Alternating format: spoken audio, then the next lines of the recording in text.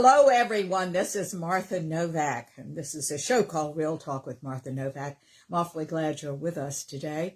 We are studying the last section of the last part 3, I guess. Is it part 3? I think it is. Of cognitive distortions. Cognitive distortions, fascinating. They are influencing us all the time. Many of them are extremely subtle, and it's important that we take time to observe which ones we're doing and then watch ourselves in our day-to-day and catch ourselves doing this. A little tip, at least I found this true for me all along my journey, and that is catch yourself doing this, even in front of another person, and stop and say, wait a minute, let me rephrase that. And then rephrase it the way you would without the cognitive distortion, okay? It's extremely important to be able to know yourself. You know, that we have talked about the journey to enlightenment is awareness, consciousness, enlightenment. That's the journey. All right. Now, that's very general. I know. Excuse me. I have a little poodle who wants to get on my lap. Come on. You coming up? Come on. Come on. I don't have time to. Look, everybody doesn't. This is Toffel. He says good morning. He's dressed for socializing today with his feathers. The thing is, we don't notice ourselves very much. We don't consider ourselves, and awareness is the first part of this. We have to become self-aware. We have to know what we're doing. If we knew what we were doing and knew that it was so easy to spot, generally speaking, some of these are more subtle, we probably would make the decision not to do it anymore. All right? But these cognitive distortions came from our childhood. These are things that we perceived we had to do when we were young and we didn't have the developed brain, and so everything was about us, and so there we are. We get what we get. These are based. These things were conceived based on appearances, and appearances, dears, are not the truth. There's truth beyond truth beyond truth. You remember that, well, my favorite definition of God is that God is an infinite and ever expanding set of truths, always in motion.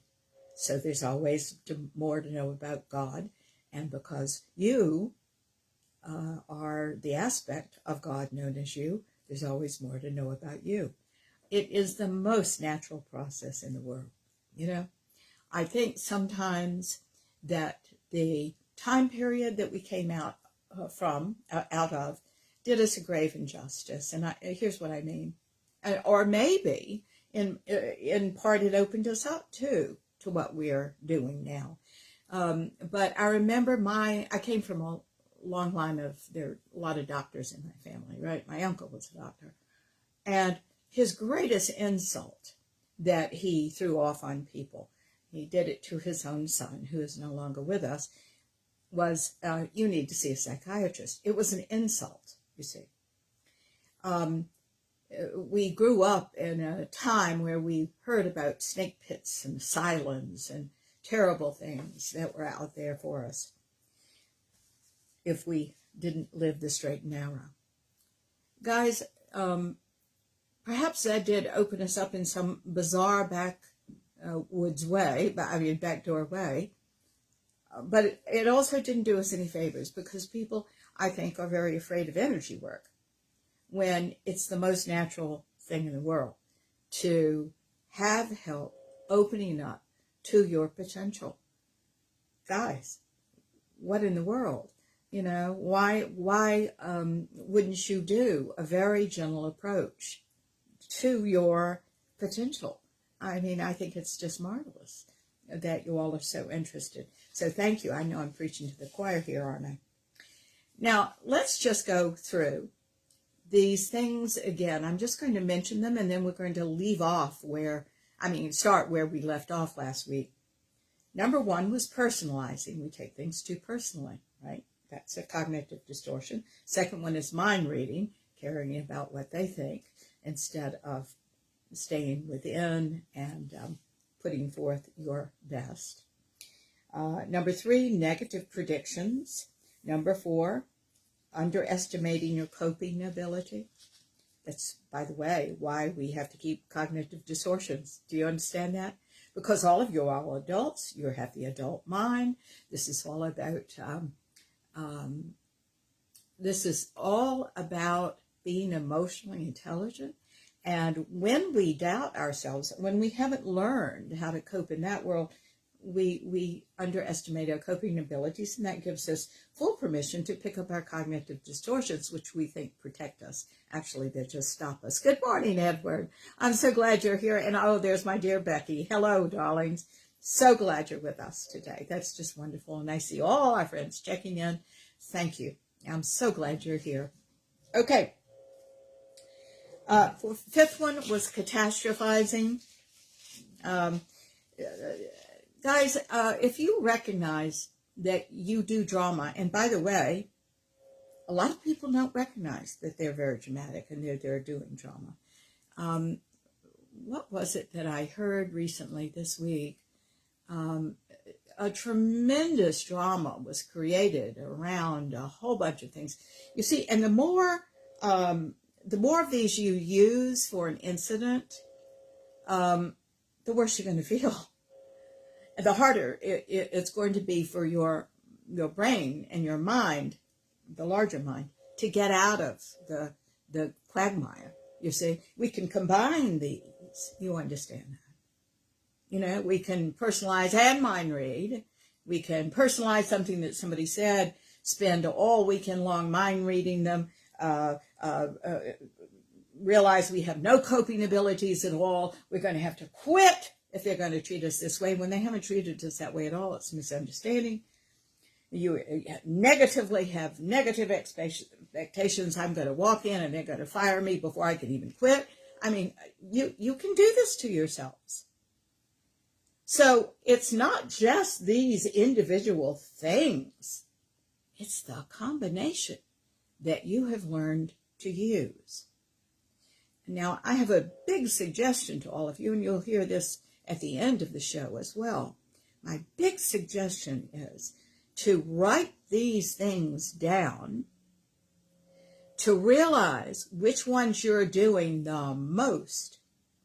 Watch yourself combining these things when a situation happens, and then choose one at a time and try to stop your mind from going. That's the best I have to offer you. These things are lies that you're telling yourself and heaping upon yourself when you combine them. And guys, no one is born without potential. No one is born without potential. I mean, there are certainly important lessons to be learned in all sorts of things that happen to us. Excuse me. I have a dog that's just going to be a mess today. We have had a lot of rain and a lot of flooding, not at our house, of course, but around here.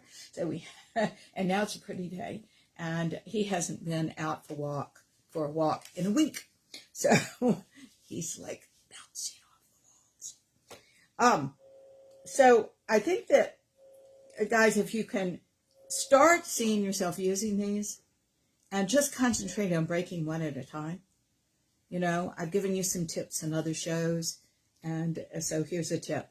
Know which ones you do. Know how you do them. Know the trigger. Realize they're lies. Tell yourself the truth, and back up.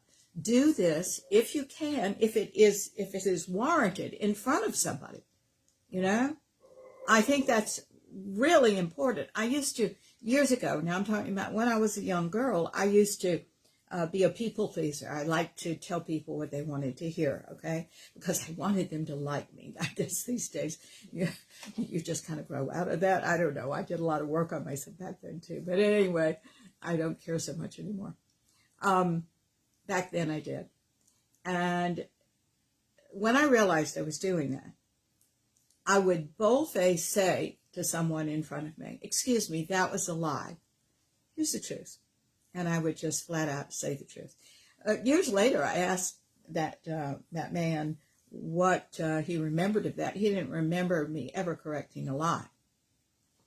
He just remembered the last thing I said. So I think that's a very powerful. Hello, James. So nice. Aren't you sweet? Thank you so much for those kind words. That's beautiful for you, for me. Thank you.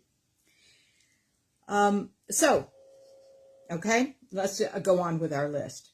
Biased attention toward signs of social rejection or lack of attention to signs of social acceptance. All right. Number 7 is negatively biased recall of social encounters.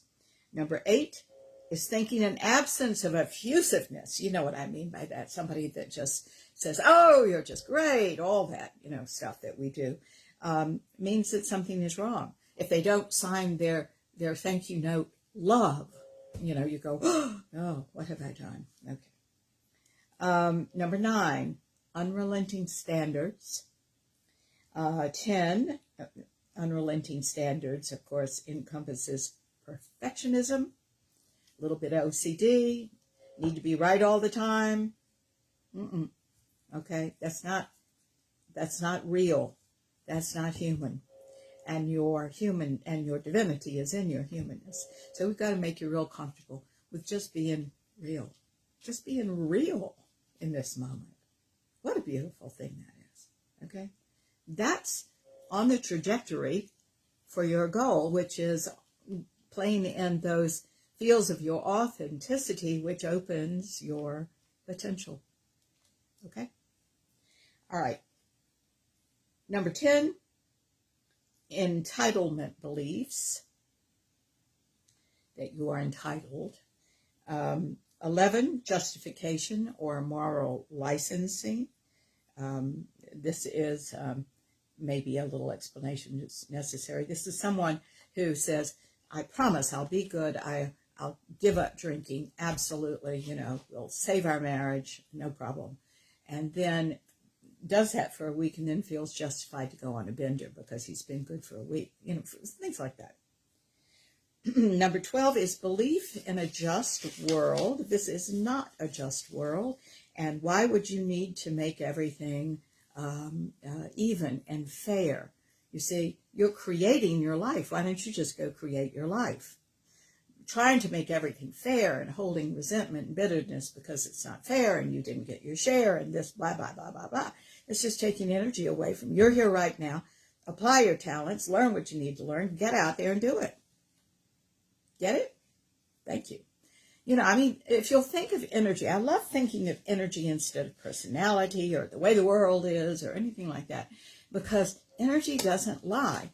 But you have a certain amount of energy, and you're investing that energy. Are you investing it in positive thinking or negative thinking? Your life is going to reflect whatever it is that you're putting the most energy into, you see? That's how you communicate with the universe. It's what you get more of. It's what you concentrate on in your energy. If you are sitting in your basement watching porn all day, yearning for a relationship, that's your relationship. So one isn't coming in, you see? So, guys, I said last week, I say again, this requires change. Get comfortable with change. It's the movement of God. But you can't have what you want if you don't change and grow and expand the mind. Think new mental thoughts, feel new emotions, and challenge the old ones that no longer serve you.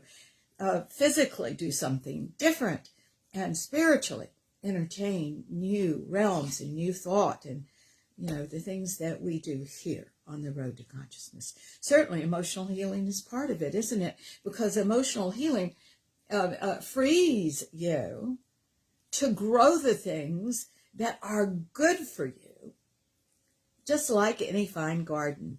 In a garden, if you just don't do anything, all the weeds will flourish, and they're going to steal nutrients from the soil, and you will not have your beautiful garden. If you get out there and do your job and weed, then the things you do want to have grow there, that give you joy and enhance your life, grow there. You see? And they don't have the interference of the other. And that's all you're doing here. Isn't that the most natural thing in the world? I think it is. Good. All right. I think we were to number 13, were we not? Don't let me get ahead of myself. Yes. Number 13 was seeing the situation only from your perspective. Guys, there are a lot of different perspectives on everything, you know. And I have to be careful of this one because I see all of you all that really want to change and grow and be closer to God and find out who you are and live your potential and be happier. And you want to believe, or you do believe already, that you create the life you want, etc., etc. Isn't that wonderful? Sometimes I forget until I see the news that everybody doesn't think like us. Now, we all have our life paths. Don't think that that is any kind of judgment, because it's not. We all have our life paths. But I am grateful for mine and for yours. That's what I'm grateful for. So it's a happier life when we open ourselves to the God that is all we are. We are the aspect of God, you see. Either in low degrees or high. Some of you all are new to me, I know, today. Thanks to all of you all for getting the word around about these shows so that we can attract new people. You all are so kind to do that. It means the world to me. It really does. You are our advertising. And one of the things that I think is extremely important here to know is that there are a lot of perspectives in the world, and that we must be comfortable with them. You see, when we were a little child and we didn't know how to negotiate in this psychologically and emotionally complicated world, we do these things because we are not emotionally mature. You understand that. But, of course, now we have to learn to be emotionally mature in our adulthood. And, by the way, don't think this is just you. This is everybody. I had to learn all these things, too, at one point in my life. You have to learn them, too. We have to challenge these things that are hangers-on, that are taking too much of our energy and not in compatibility with our ascended mind, which is where you want to go, which is where your potential lies and all the things that you want in life. Okay. Number 14, belief that self-criticism is an effective way to motivate yourself toward better future behavior. It is not. It is not. As a matter of fact, it's just beating yourself up. And to continue, see, I want you all to realize that through certain behaviors and attitudes and repetition, we perpetuate the perpetuation.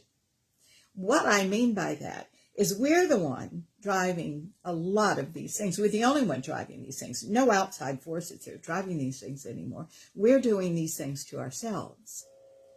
So if you believe that a harsh environment or self-criticism or something like that is striving, is pushing you to be better, think again.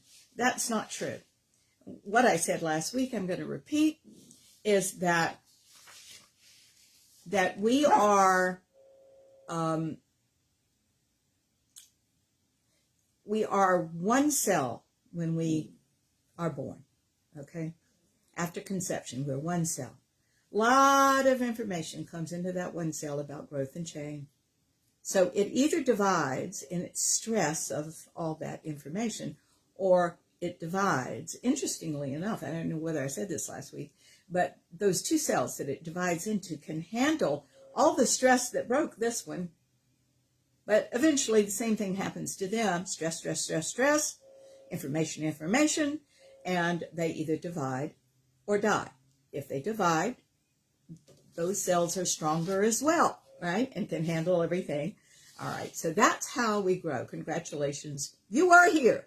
More of you decided to live than to die. That's great.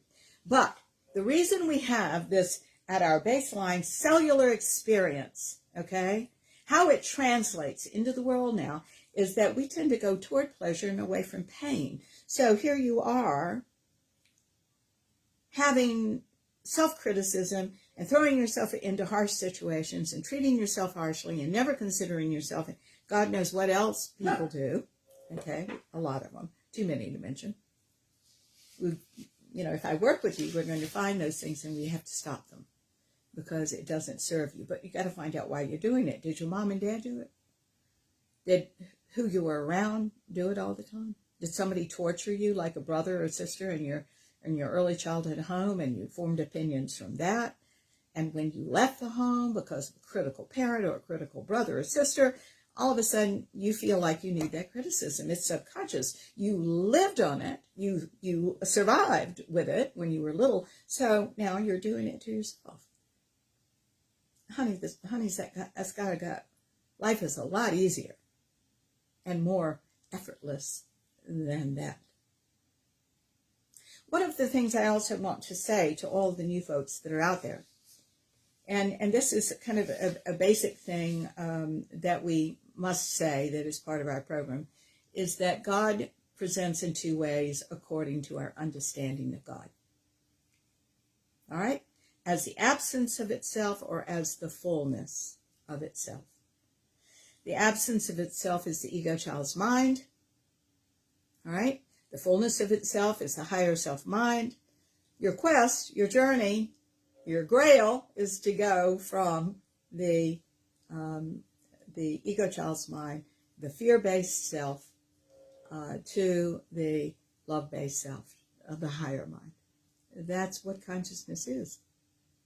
Okay? So it's all God. It's all a perfect system. It's just the thing that interferes with this is that we stop ourselves from growing. We get stuck. We have these beliefs that then limit us and we stay there instead of growing. And what did we say about God? God is an infinite and ever expanding set of truths, always in motion. So if you're not in motion, if your mind or your emotional self or your physical body or your spiritual body is not in motion,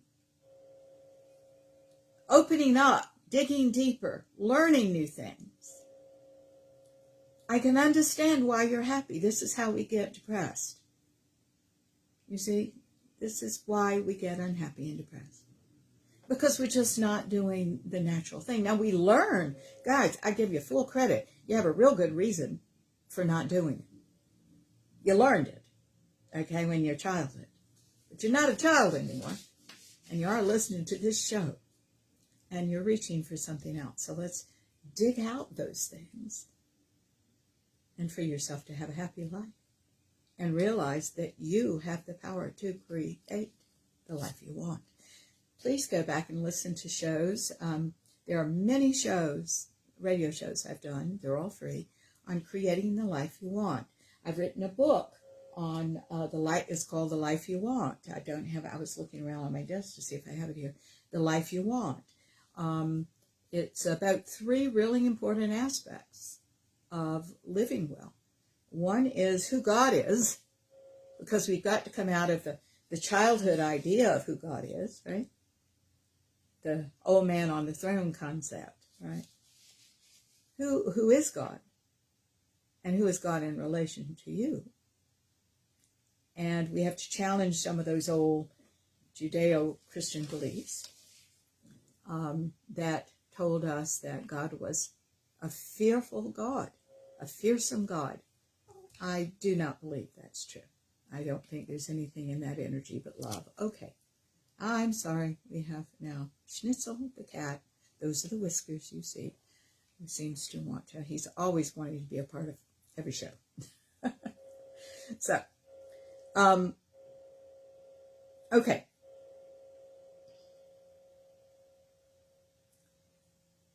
The higher self is the part of you, the higher mind, the two minds, the ego child's mind, or the ECM, you'll hear me calling it that from time to time, or the higher mind. And there are 3 elements that we were just saying that are in that book, and these are 3 of the most important things. Number 1 was who God is. Number 2 is that you are using God. Isn't that a strange concept? And God is using you. Both are happening, and how they're happening is quite important to know, so you can work within that current. It's like catching, going out to row your boat and not catching the current. It's a lot easier when you catch the current. And number 3, it is about spiritual surrender. That, if you keep on this path long enough, really will happen to you, where you see your life as the perfect whole, and you know everything's been perfect, not one moment has been wasted, and you say, I can go on completely differently than I've ever been before. And you are in that mindset now. Doesn't mean you won't dip back to the ego child's mind from time to time. Everybody does. But you know what's going on. The awareness has sunk in, and you are playing in the fields of your potential already. Okay? That's the book, The Life You Want, if you want to read more in detail about that. Number 15, recognizing feelings as causes of behavior, but not equally attending to how behavior influences thoughts and feelings. They do.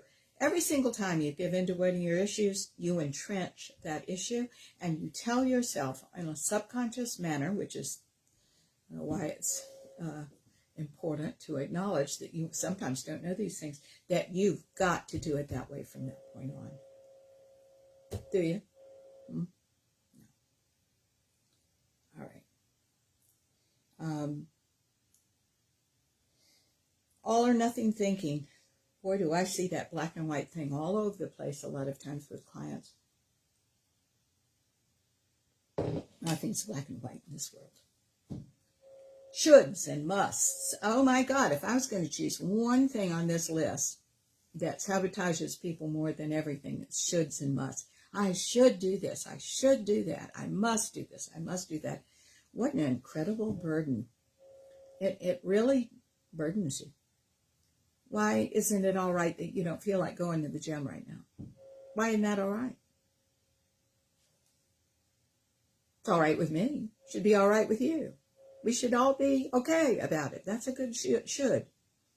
But the shoulds that tell us we've got to do something, we must do something, or the implication is, of course, that we're lesser if we don't.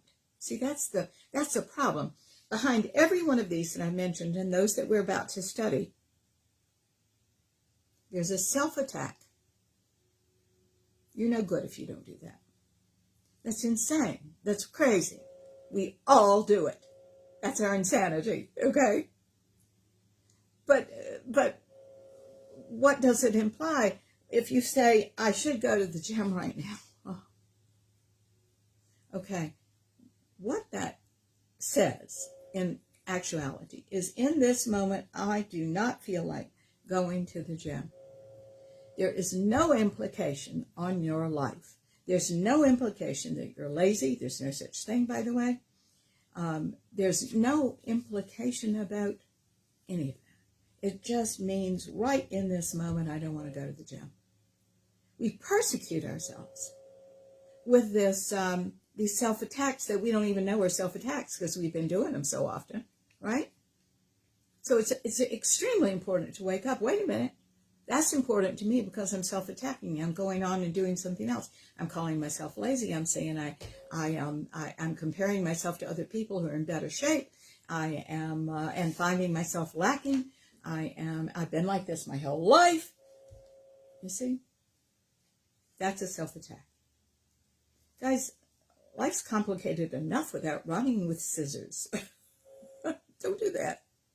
You're too nice. Okay. Number 18 is using feelings as a basis of a judgment when the objective evidence doesn't support your feelings. I hear this a lot. I mean, this is somebody who washes their hands over and over and over again because they don't feel clean. Turns off the stove 15 times because they can't believe their eyes that they've turned off the stove. There's always unconsciousness playing in this. Do you know what I mean by unconsciousness? When you zone out, you are unconscious a lot of the times. There are some wonderful statistics that say sometimes people are unconscious 90% of the time.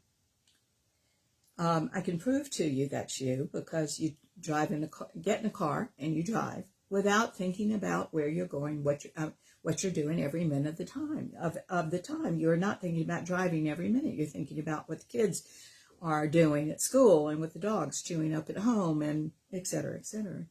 Our minds wander. So that's an unconscious act. We often do unconscious acts.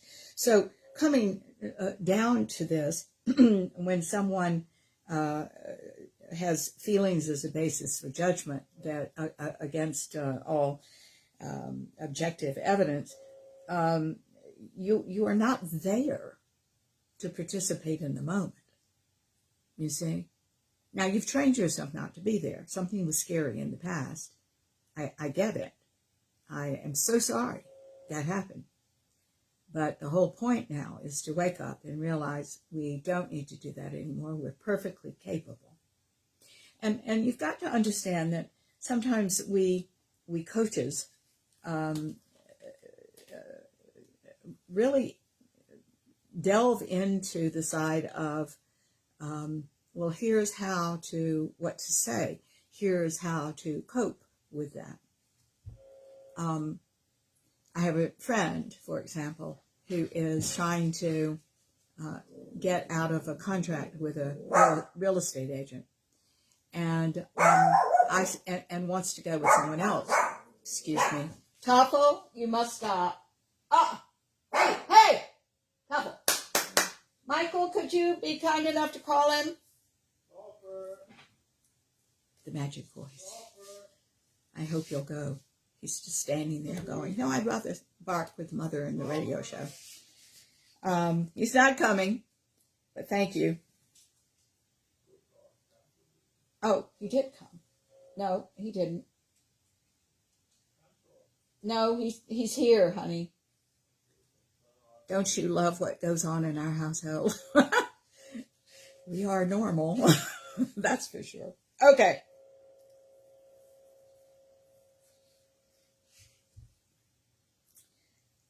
Number 19. Oh, I was going to tell you the story. So she wants to change real estate agents. She's met someone she likes very much. Hey, Michelle. Thank you. My mother used to say, and I thought this was so cute, she would sigh and she would say, ah, when she'd hear a dog bark. She said, a dog is barking somewhere. All's right with the world.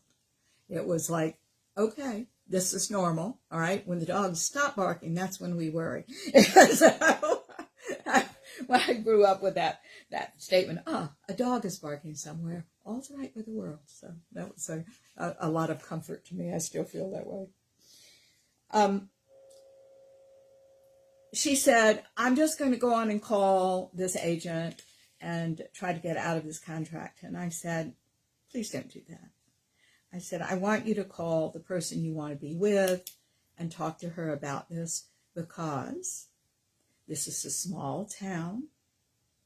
If you change agents and this other new agent, in spite of what you says, thinks that this other agent stole you from her, or any of those things that can be, there's more in it at stake than you.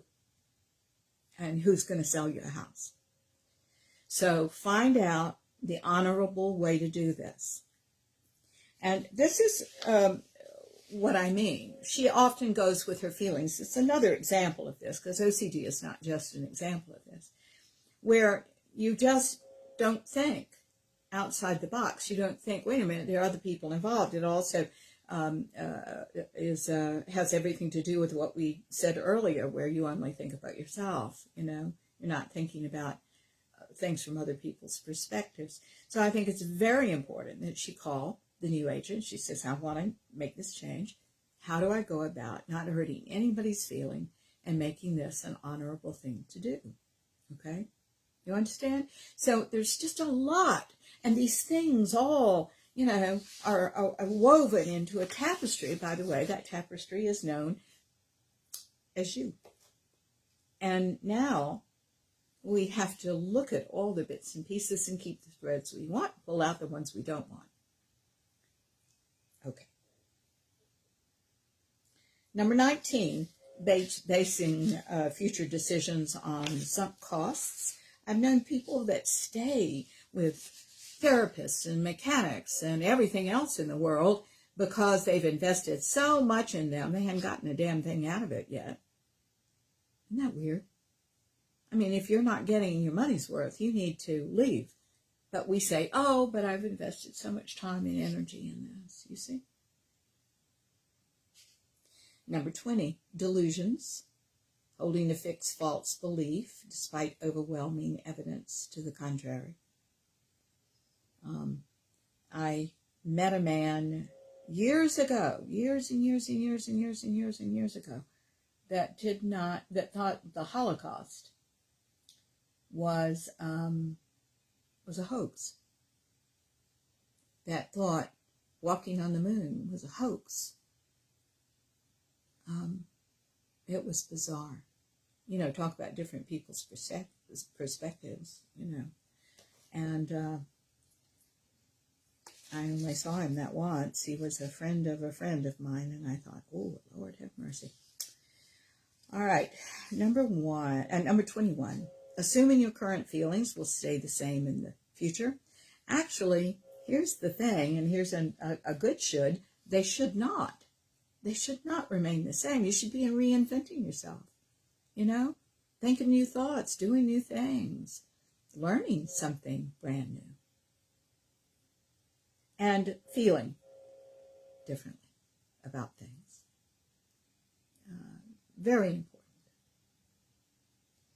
Number 22 is cognitive labeling, good, bad, right, wrong, all that kind of stuff.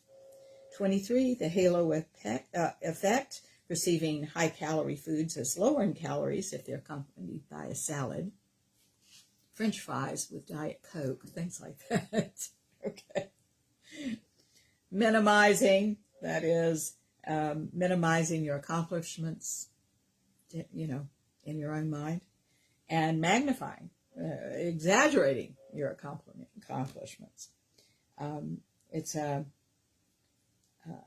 similar to catastrophizing, but not quite as severe when you magnify. Number 26 is cognitive conformity, seeing things the way other people around you see them. Okay, herd mentality is another definition of that. Overgeneralizing. Overgeneralizing is that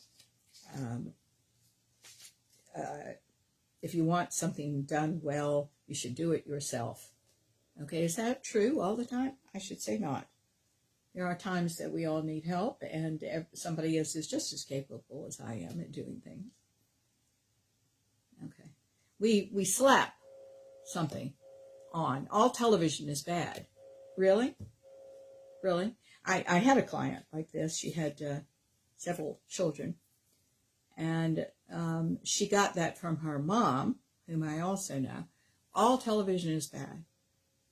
It's like, wow, that is simply not true.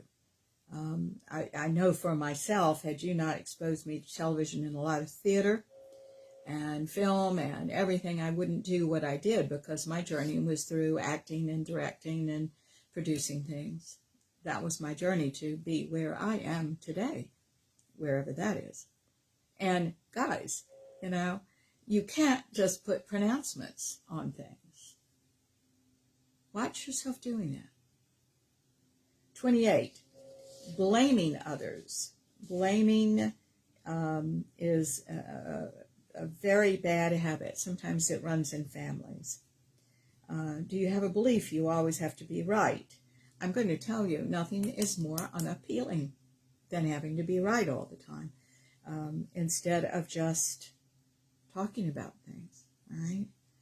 Blaming other people for being wrong, seeing everything as right and wrong and good and bad is certainly one of the cognitive distortions we talked about earlier, labeling, okay? The world's much more sophisticated than that. It just is. Everything in this world, believe it or not, is neutral, but for the spin we put on it.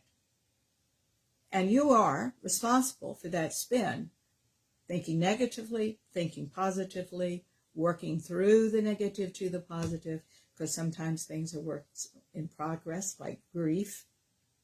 You understand. Okay. 29 is falling victim to the foot in the door technique.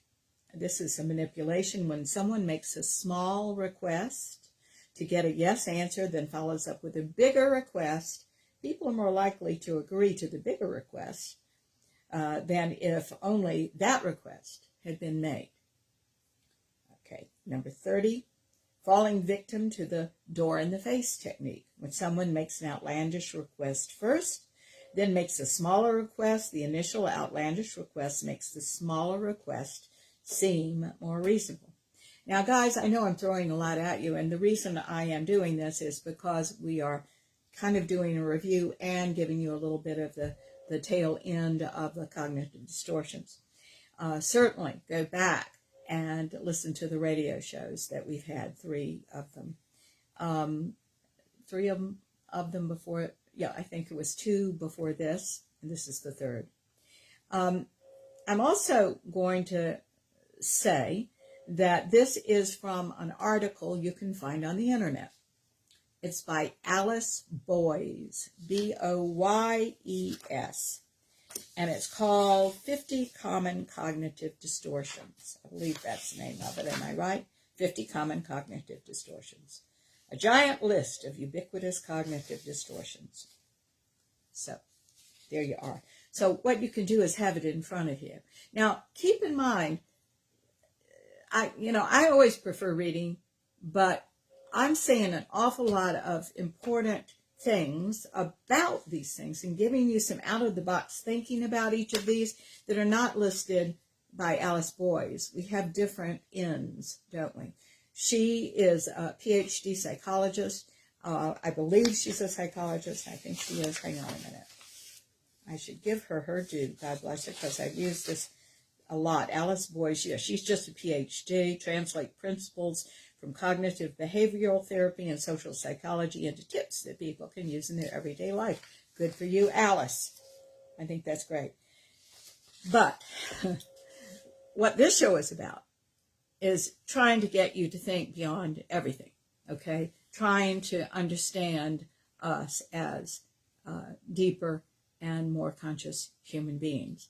So there's a lot of information in the radio show, okay? So you could use both of them and really probably make an impact on yourself. I hope so. A good one. All right. Falling victim to the door in the face technique. When someone makes an outlandish request first and makes a smaller request, the initial outlandish request makes the smaller request seem more reasonable. And again, another manipulation of people. Focusing on the amount saved rather than the amount spent.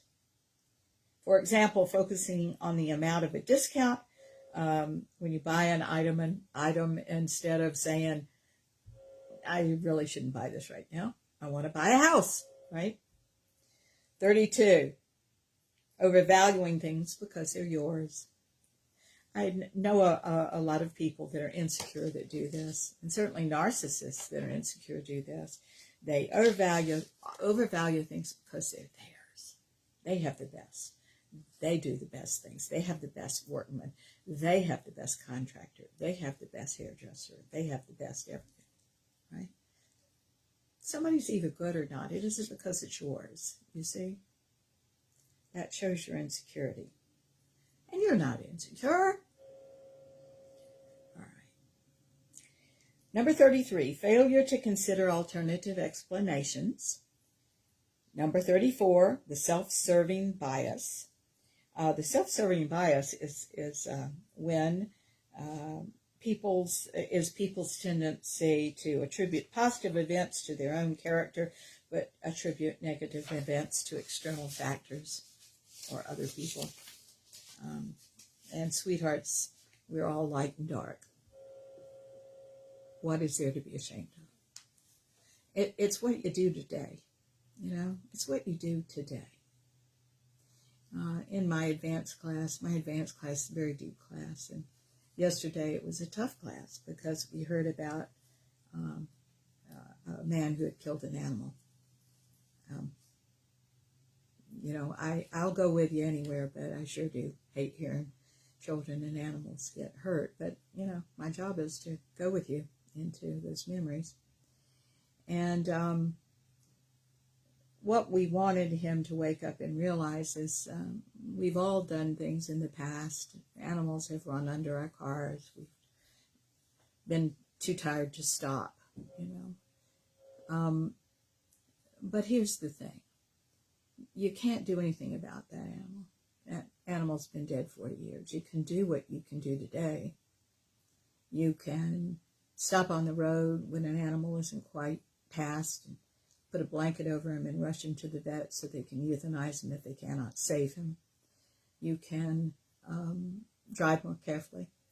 You can do a lot of things today. And as long as we can do those today, that's what matters. And we just have to forgive ourselves of the other, because a lot of times we have all done things and we feel guilty. And we've got part of waking up is forgiving ourselves of these things and living differently. And it propels us. You talk about, I think of it almost as a slingshot. You know about a slingshot? Those children's toys. You put a little stone or pebble in something, you pull back the band and you let it go and it goes, it projects. Do you realize that, speaking of energy, we're pulling it back in the direction we don't want the little stone to go? It provides the thrust. I think these things in our childhoods.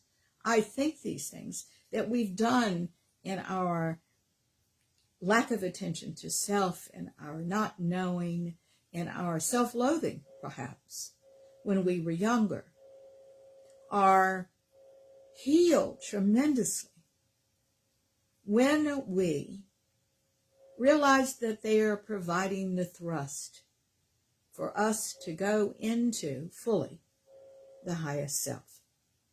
I think that we should not beat ourselves up anymore about these things. I think we must realize that they were all part of the system. It's an energetic system, ladies and gentlemen, and it's all part of the system. So you must find your way back to some sort of forgiveness of self, dears. This beating yourself up all the time is one of those cognitive distortions, thinking it's going to make you feel better. It's not. Forgiving yourself is going to propel you into the highest self. Being grateful for the way the system works. That's it. That's what it's all about. Okay. 35, attributing strangers' behavior to their character and not considering situation contextual factors. I think I gave you all a really good example last week, so I won't repeat it. 36, failure to consider opportunity cost. For example, spending an hour doing a low rate of return something and not realizing, not having a sense of that your time is valuable. You understand? Hello, Deanna. She says, it's all part of God's plan. The Bible will answer your questions. You know what's interesting about that for me, Deanna? And this is just my belief, because I want everybody to believe whatever they need to believe. I didn't really understand the Bible for a long time until all of this about consciousness. I couldn't see some of the, hello, darling. I couldn't see some of the really deeper meanings that were there. Like, hello, Franklin. Oh, I'm so glad that you tuned in today. Yay, Franklin. I was looking forward to seeing you again, or having you here. So thank you. Thank you for being here with me. So, I think that, you know, whether you are someone who loves and appreciates the Bible as God's word, or you love and appreciate the Bible as a piece of literature, or as something man-made that had some divine inspiration in it, whatever your belief system, it's there for you to see. It's there for you to experience.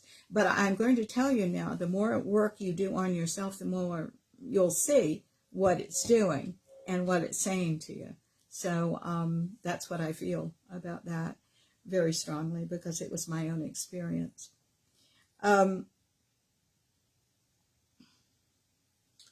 37 is assumed similarity.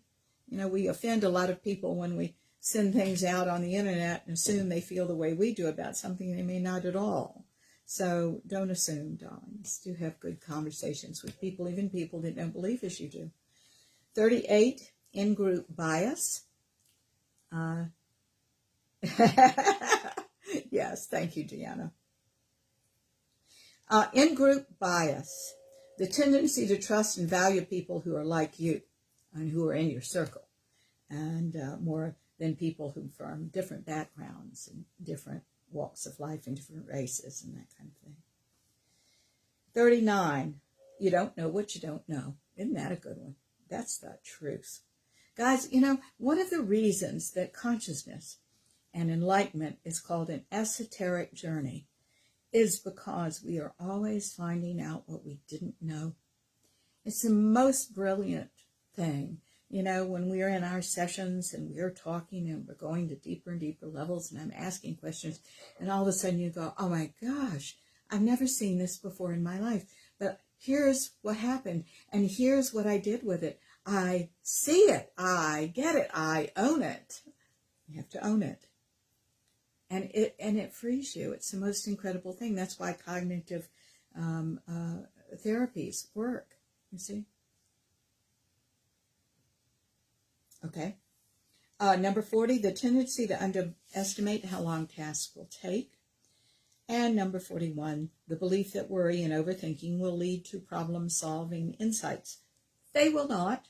They will just cause more anxiety and worry and all that.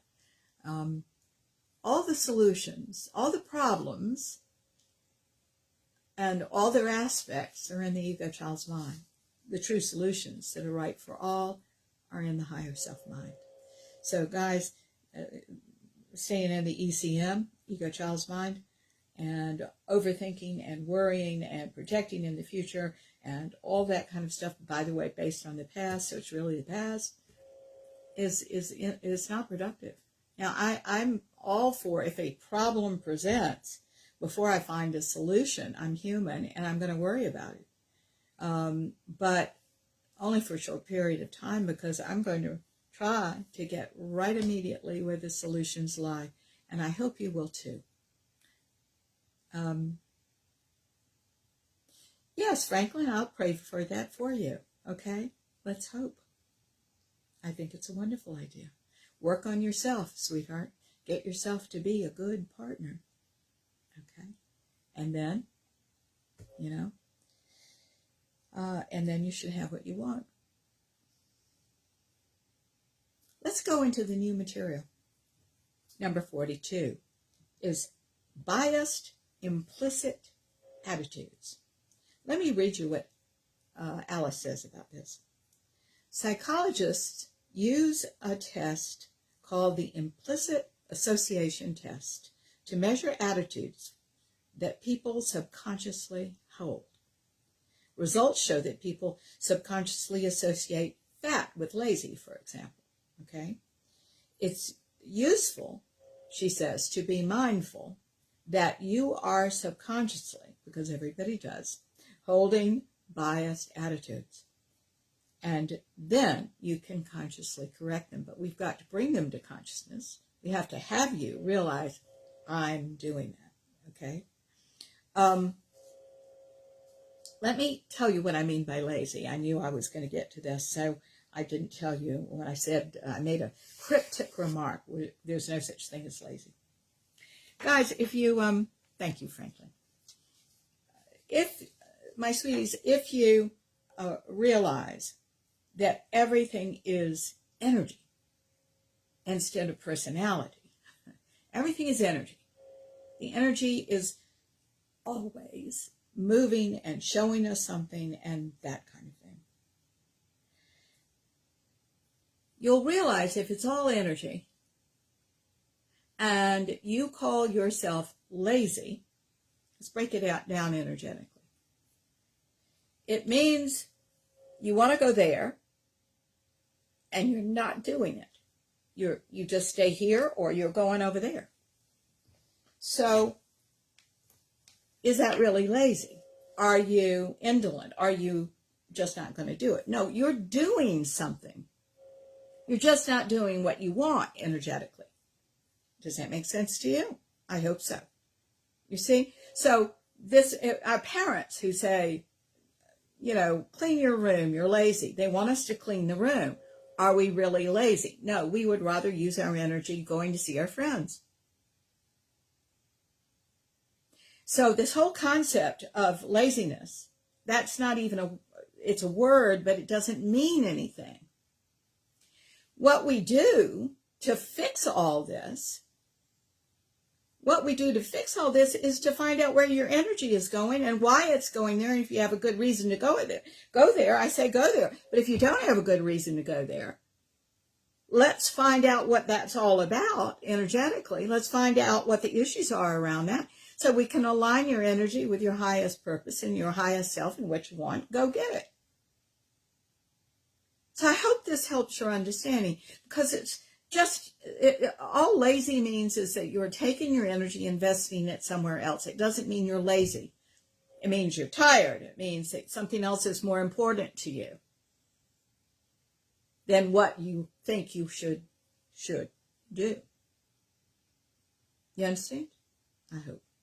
Okay. Number 43 is the peak end rule. Peak end, E-N-D, rule. This is people's tendency to most strongly remember, number one, how you felt at the end of an experience, and number two, how you felt at the moment of peak emotional intensity during the experience. So she goes on to say that biased memories can lead to biased future decision making. So what this means is, I think that we get locked into issues, fixations of energy, because a human being latches on to the peak emotional intensity, you see, and then latches on to how they feel after this horrible ordeal that they've been through, if it's horrible. That's what they remember.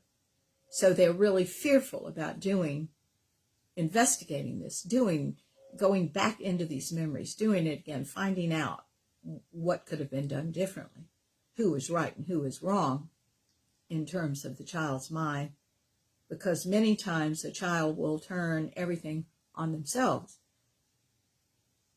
I am thinking of one particular person who blames, and she was terribly abused sexually, but she blames herself instead of everybody else.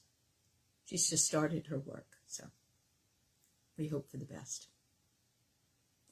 44 is the tendency to prefer familiar things.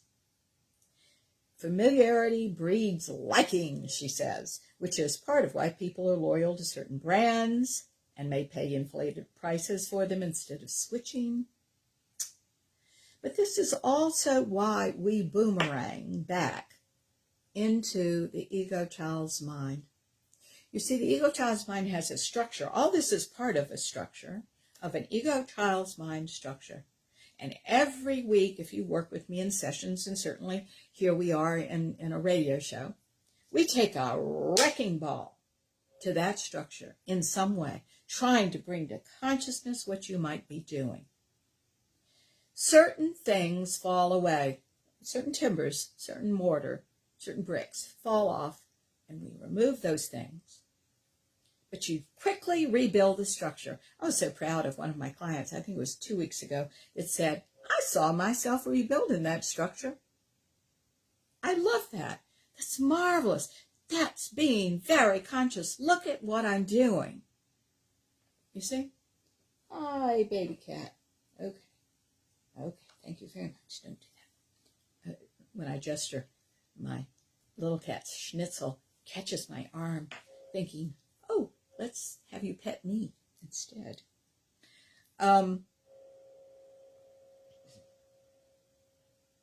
So this is one of the reasons we boomerang back to the ECM.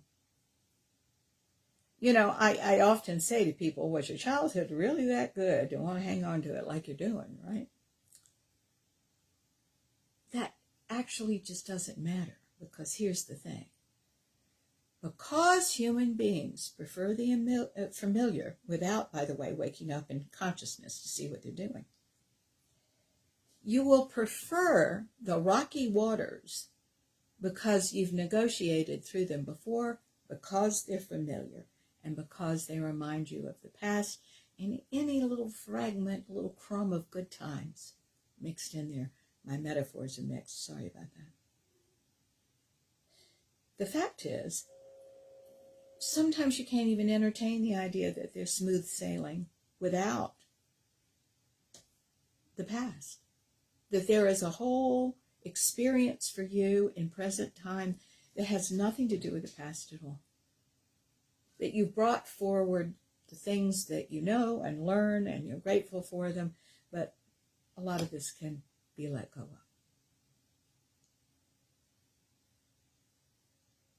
There is that place. And it's a lot easier to live there than it is in the ego child's mind, embracing, fighting for, and repelling familiar things. Because we do everything. We're just kind of a big dramatic mix down there. You see? We choose the same things over and over again, even if they aren't good. Why? Many people tell me it's because I don't believe there's anything else. And my job is to prove to you there is, you see. Yeah. Thank you, Franklin. Okay, number 45. The belief you can multitask. Now, multitasking is attention shifting. We go from one thing to the other. I think, in my opinion, and forgive me, this is just my opinion, but to me, this seems like we have caught Alice, to me, in a little rigid thinking. And the reason I say that is the word creativity.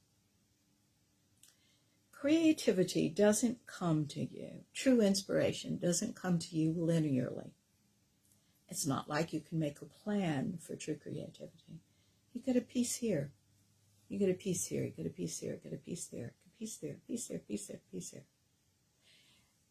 And you're doing other things when you're doing that. You are in the kitchen cooking dinner and you go, oh my God, there's always a notebook, by the way, where I am, because I'm always thinking about my next book. And I'll run over and I'll write a few notes on that. I'll eventually organize all those notes to be a project. I already have the project usually in mind.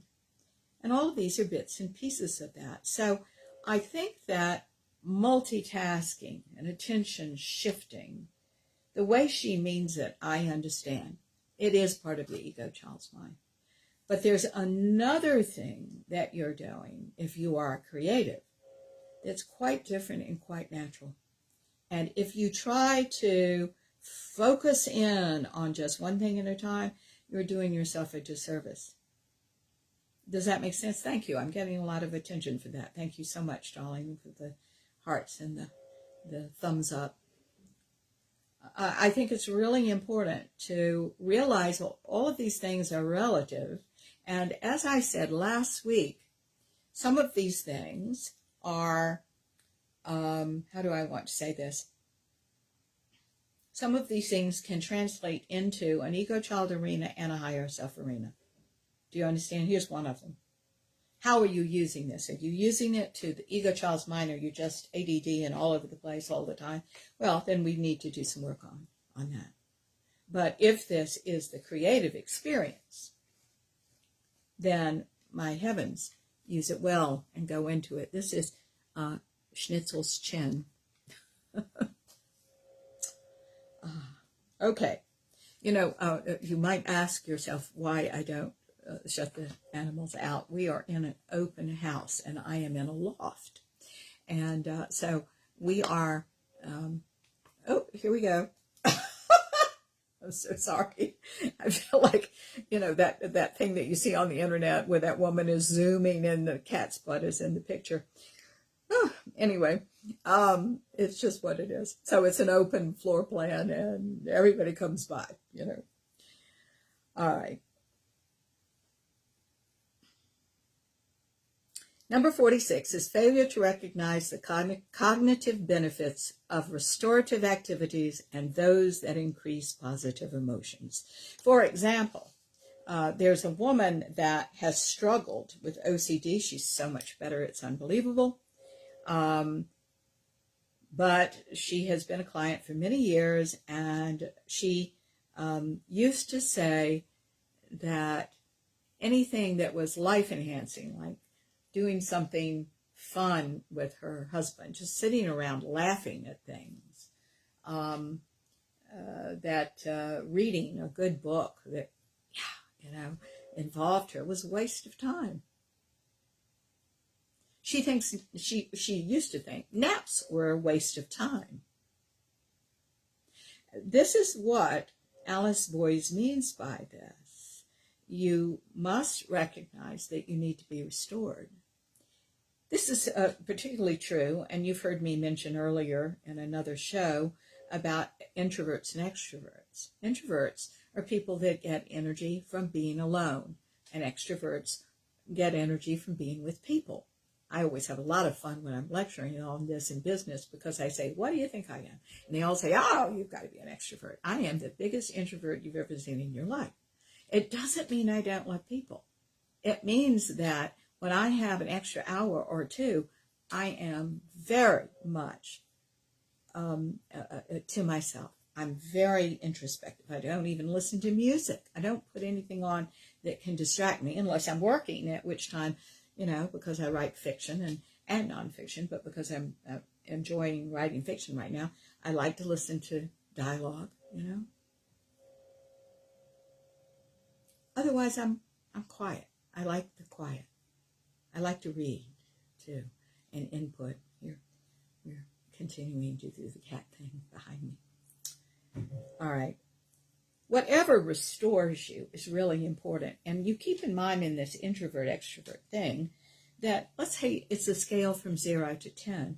0 is the introvert, and 10 is the extrovert. I think it's harder for those of you out there that are like 4, 5s, and 6s, because you're going to have to tune into yourself almost every minute to see what you want to do and if you want to do it for the right reasons or don't want to do it for the right reasons. In other words, if you are a workaholic and have totally abused yourself that way, you may say, oh, I just can't do a social activity because I'm much too tired. But you shouldn't have done that to begin with. Worked yourself into this state, you see?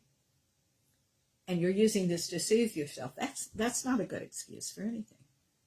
Being genuinely tired, needing genuinely to pull back and not have any input for a while. By the way, I'm going to tell you my secret.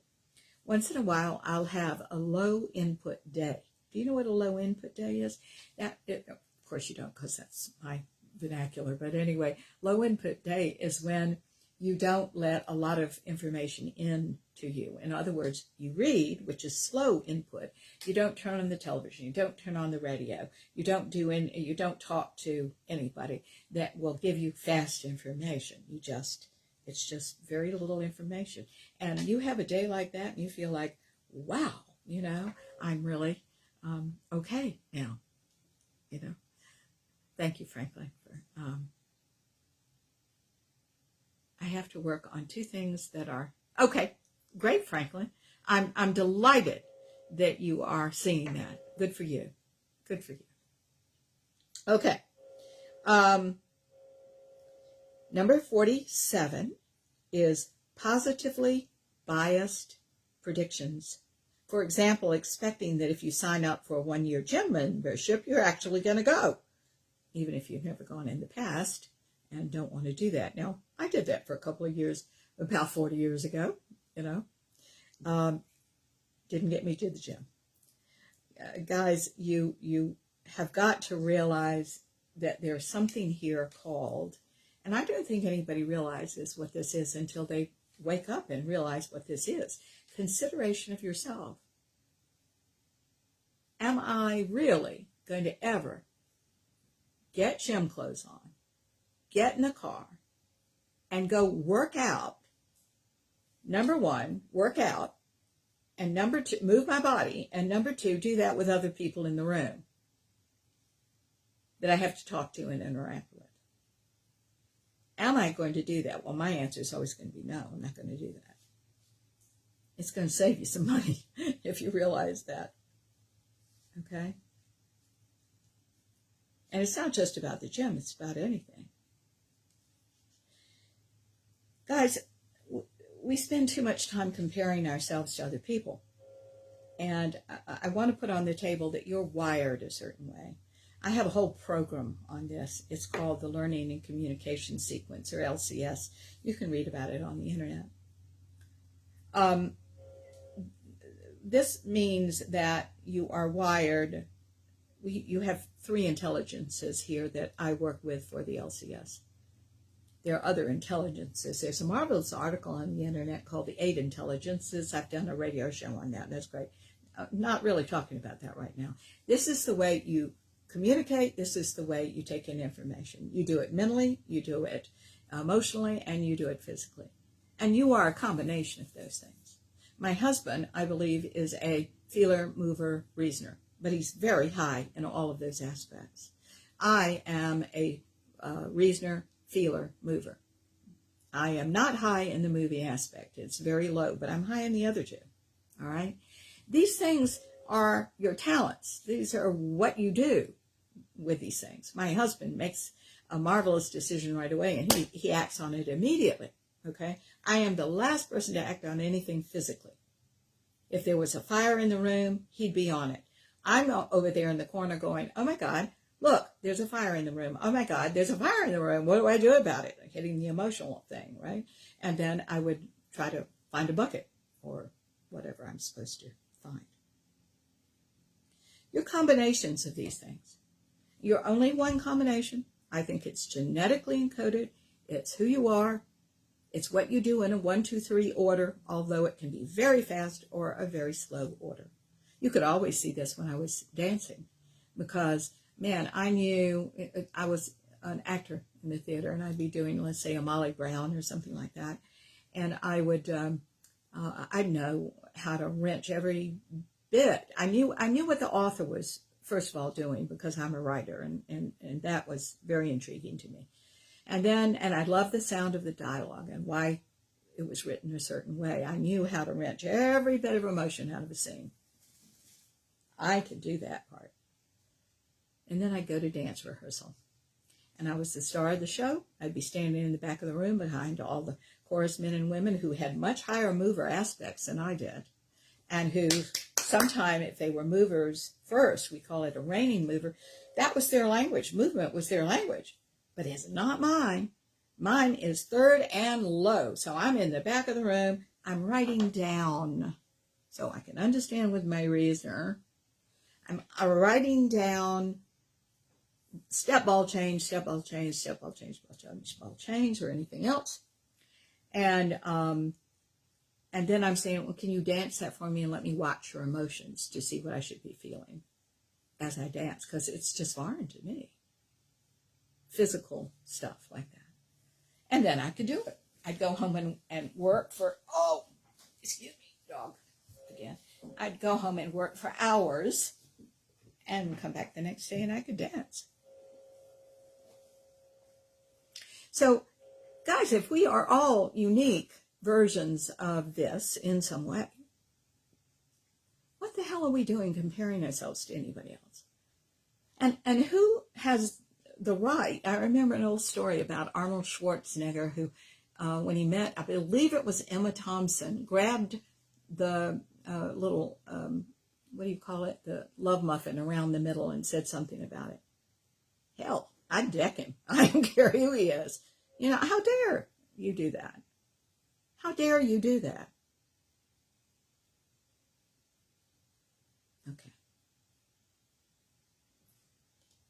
Okay. Franklin, I don't know exactly what you mean. So, so if you could, I appreciate these comments. I love these comments, but I don't know to what this last one is referring.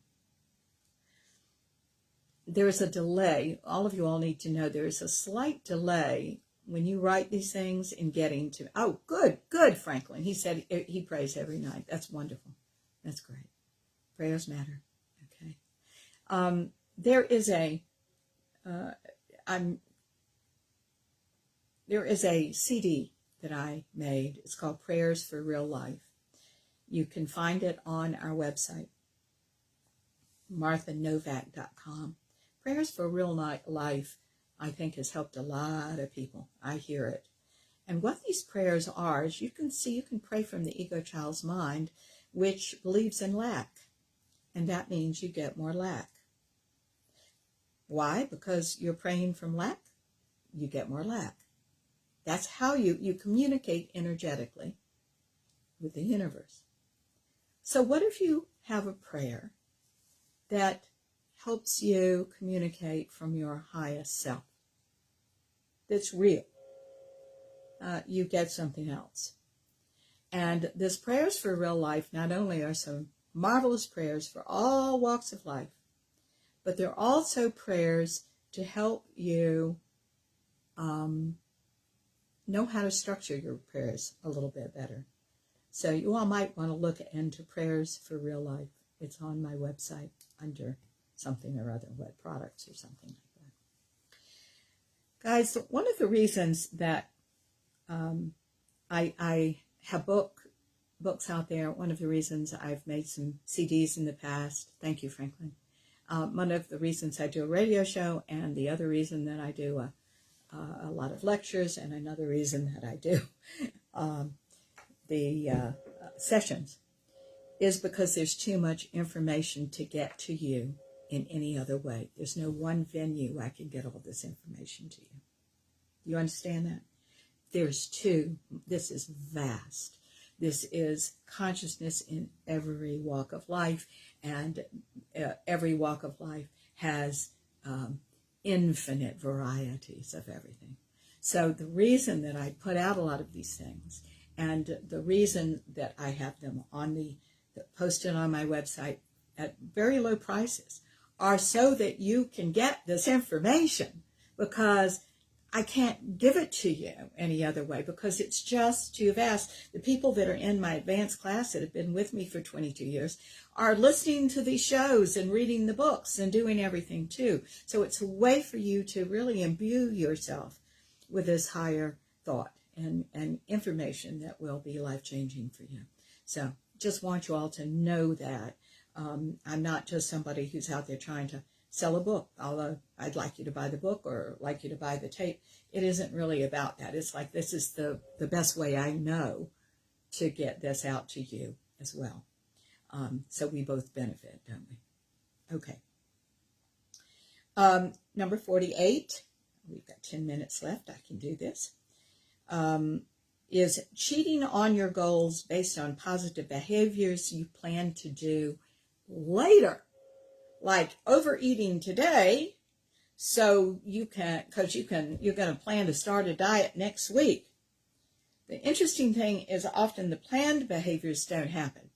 And here's the thing about this particular thing. Your body, if you do that once or twice, your body's going to get really angry with you. you're going to rebel. The cells of your body will rebel in some way because you are not doing your intention.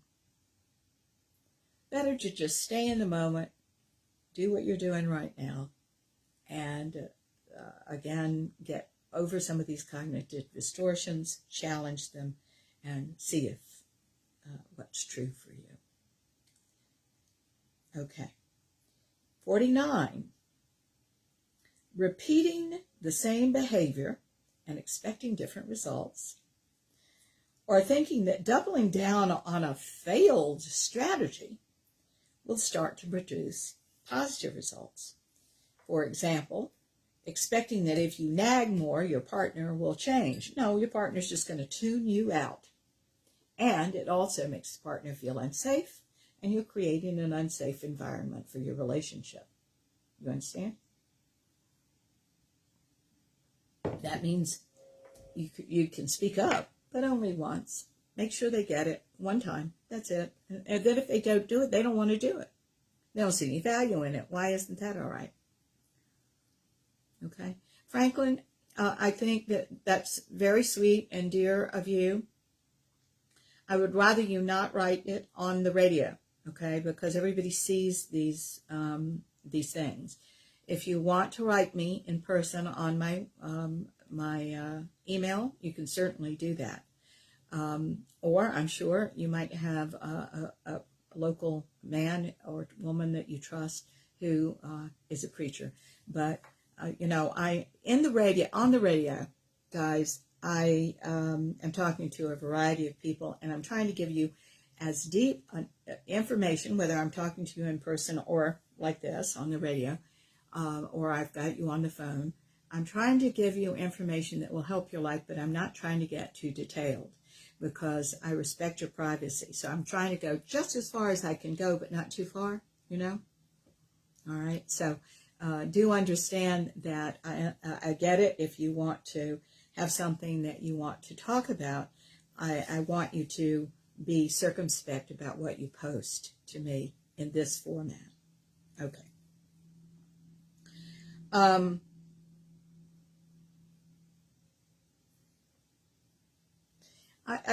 Repeating the same behavior and expecting different results, or thinking that doubling down on a failed strategy will start to produce positive results.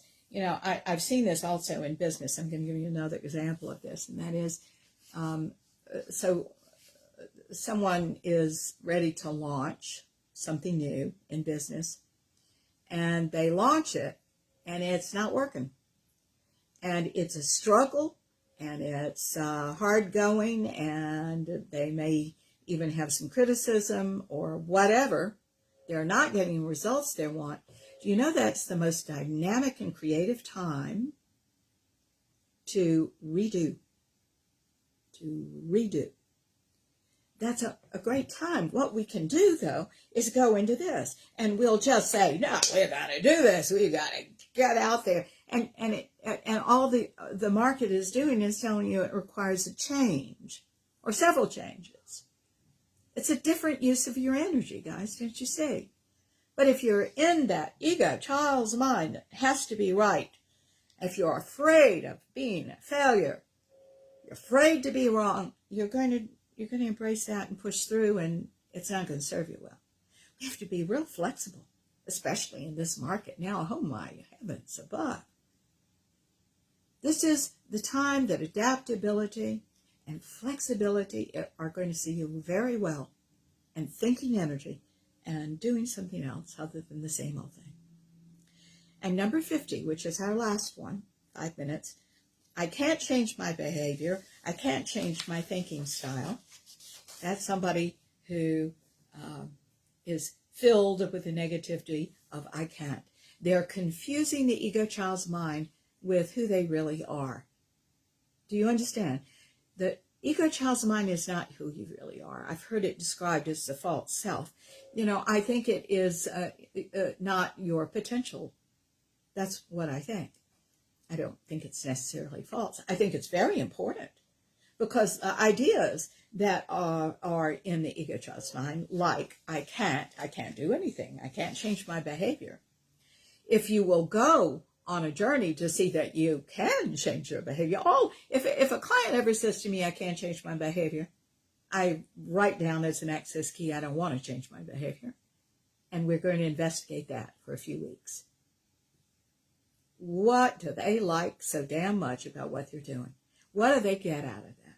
And it can be very confusing because, for example, I referred to a woman that works way too hard, right? She abuses herself. She lets a company abuse her, and when they don't, she abuses herself by working way too hard. She does it for worth, she does it for value, all that kind of stuff, because she doesn't yet carry it in herself. Okay.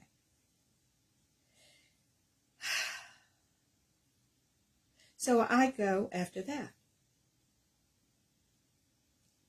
Why does she not want to change? What it is that she, after she wears herself out, she gets to get in her bed,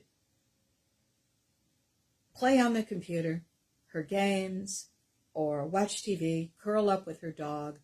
She doesn't get to communicate with anybody because she's got a great excuse. I'm too tired. I worked way too hard. Oh, so demanding. I'm so valuable. This wonderful thing serves her very well. It's a hell of a way to live.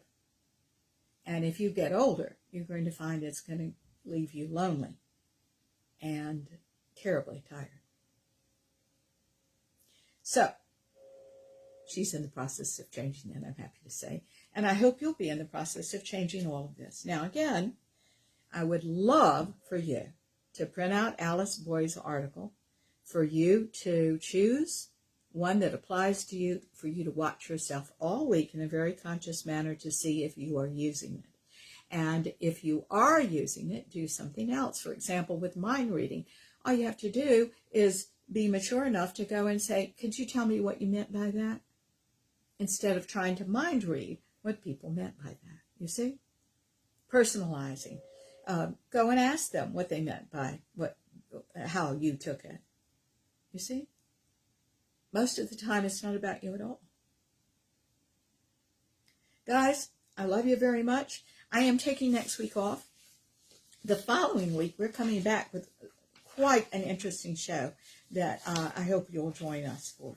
Okay? So you'll see that posted as soon as I can get around to posting it. But next week, I'll be off. Please, though, I am very interested in your journey. Listen to the archive shows. Please do that for me.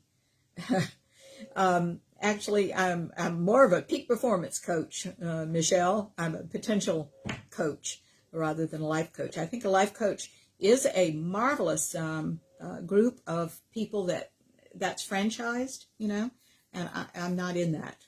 Okay, I do my own thing over here. But I love you all very much, and I take the compliment, Michelle. Thank you. And hello, Scarlett. Oh, I'm so glad that you're with us today. And Miss Shelley, well, thank you very much. I will have a nice break. Sometimes after finishing an intense series, it's really nice to step back and to say, you know, what, meditate 90 on. Seconds. Woo! And meditate on what I'm supposed to do next. Hello, Sheila. Oh, I'm so glad that you all are here. Y'all are just adorable. I love talking to you. Please go and listen to some of the archive shows. Any of them will do. They're on a variety of subjects, and I think they'll help you a lot. Guys, please get the word around. Keep getting the word around. You all are just increasing this community so much, and that means a lot to me. I really appreciate it.